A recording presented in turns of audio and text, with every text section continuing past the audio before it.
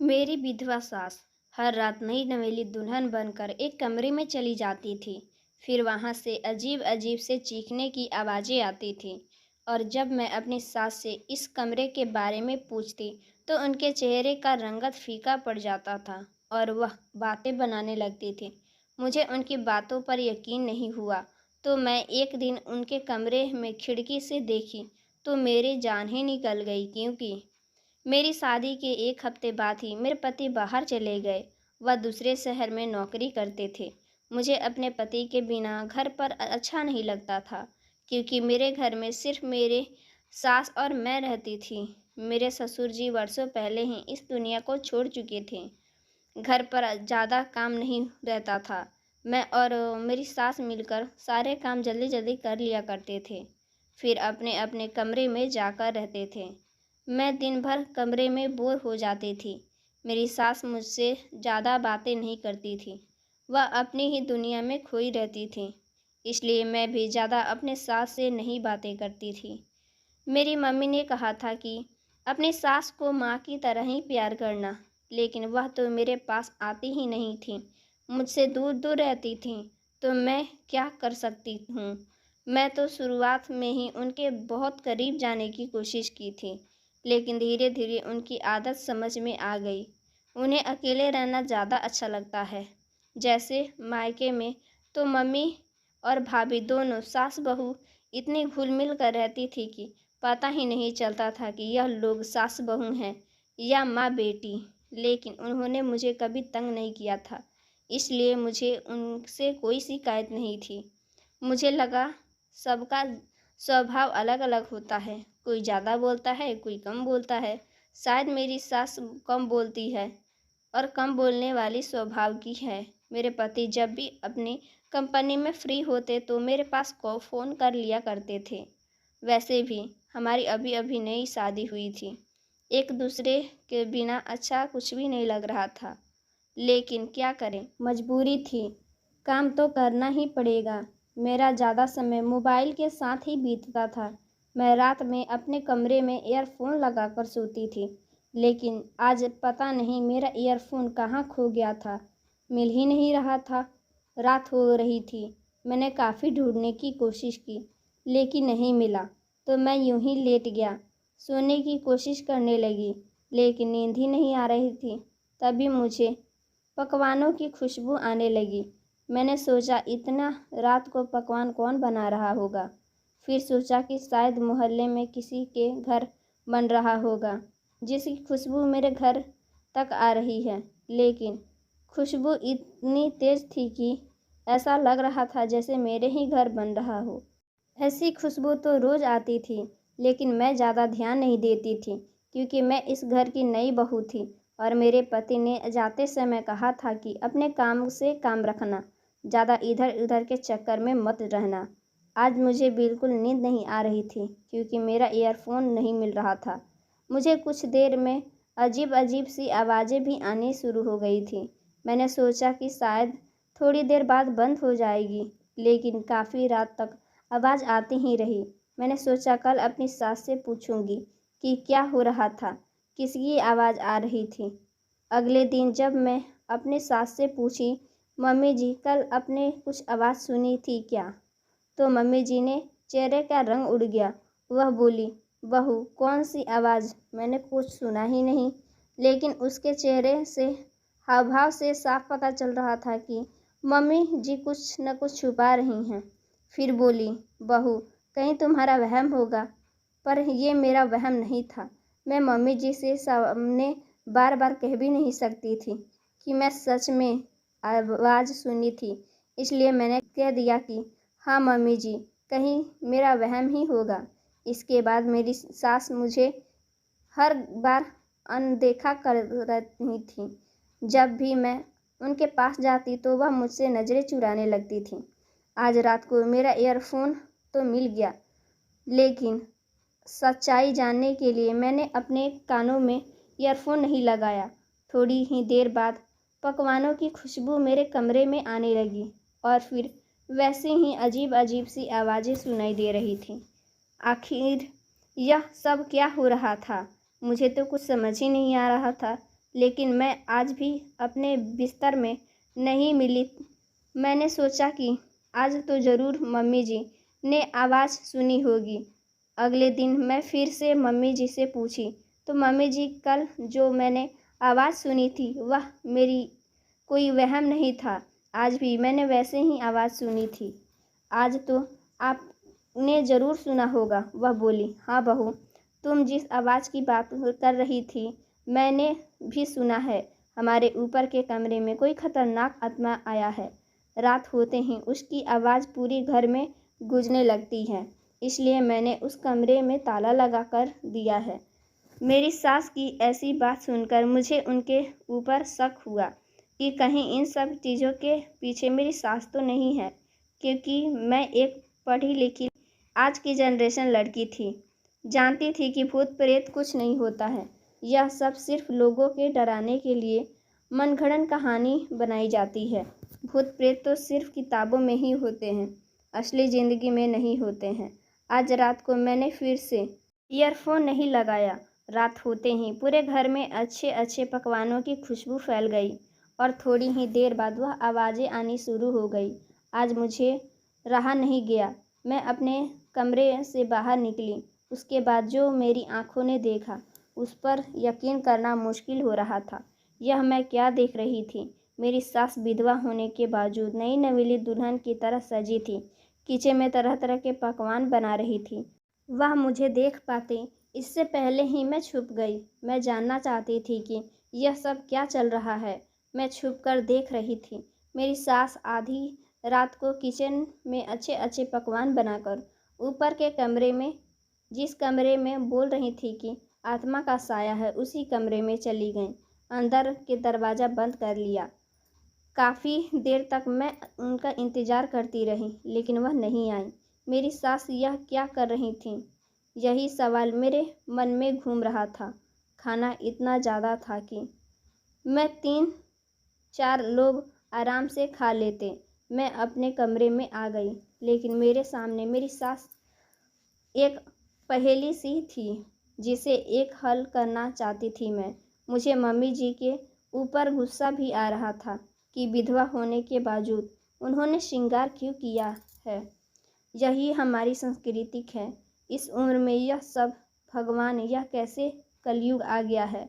अब मैं क्या करूं, यही सोच रही थी।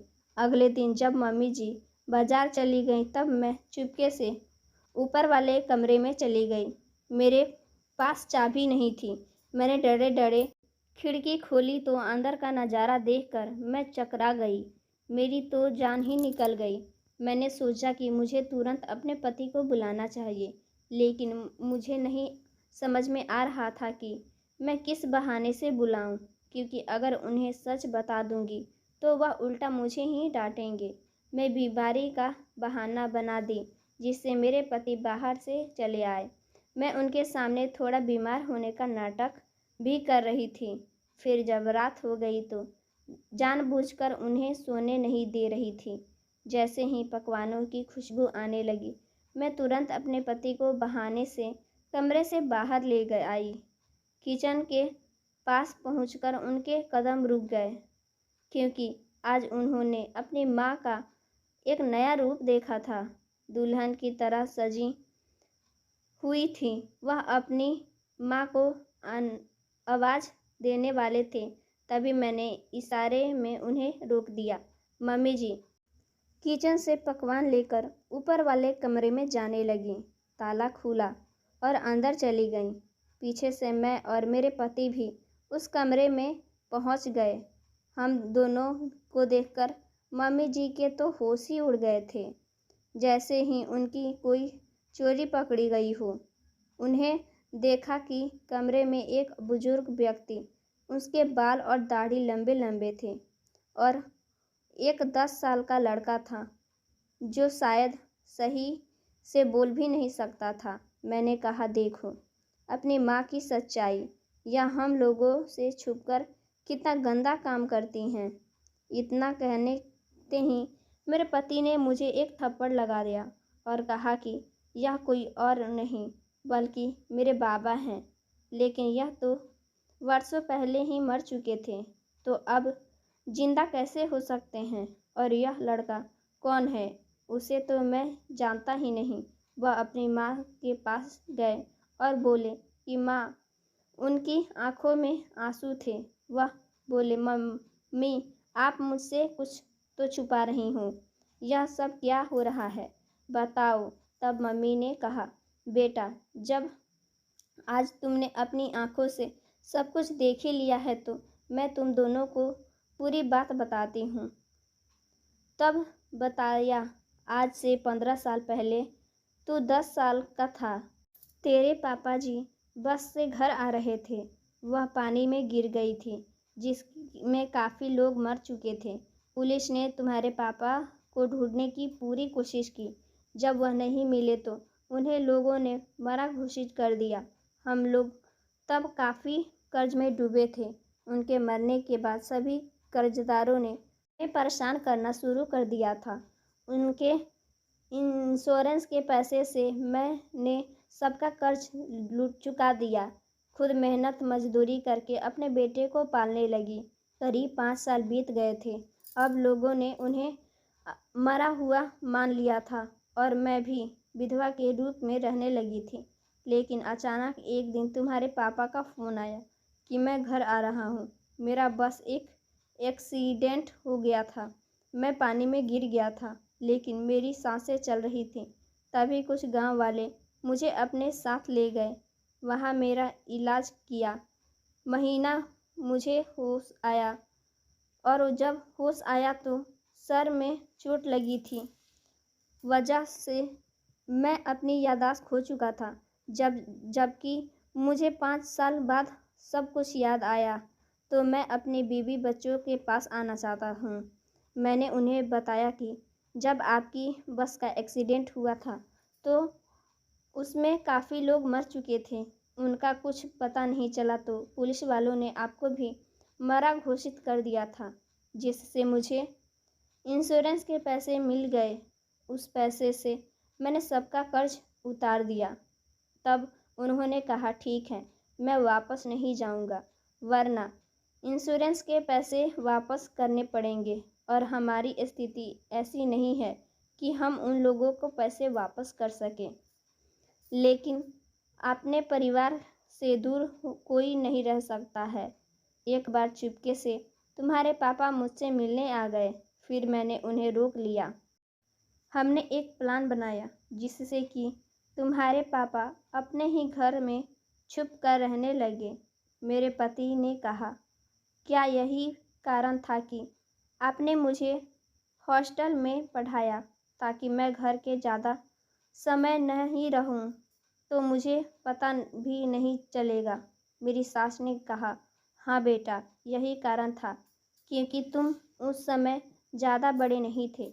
मैंने सोचा कि कहीं तुम भूल भसर किसी से कुछ कह दो तो बहुत समस्या आ जाएगी। तभी मेरा यह दूसरा बेटा पैदा हुआ। दुनिया वाले से छुपकर मैं इसे घर में ही बंद रखती हूँ। खुद जन्म दिया है मैंने इसे। आज तक किसी को मेरे बेटे के बारे में कुछ पता नहीं चला। यह 10 साल का हो गया है, लेकिन इसका दिमाग नहीं काम करता है, क्योंकि यह जब से पैदा हुआ है तब से आज तक इसकी कमरे में ही बदन है। दिन भर मैं उसके पास नहीं जाती, लेकिन जब रात को सब लोग सो जाते थे तब मैं उन दोनों लोगों के लिए अच्छा खाना बनाती। जब प्यार से अपने बेटे को खिलाती तो वह मुझे अजीब अजीब आवाज़ों से अपना गुस्सा दिखाता था। वही आवाज़ बहू ने सुनी थी, इसलिए आवाज़ तुम भी सुन चुके हो। मैं तुम लोगों से कहा था कि यह किसी आत्मा की आवाज़ है, ताकि तुम लोग डर जाओ और फिर कभी इस बारे में बात ही ना करो।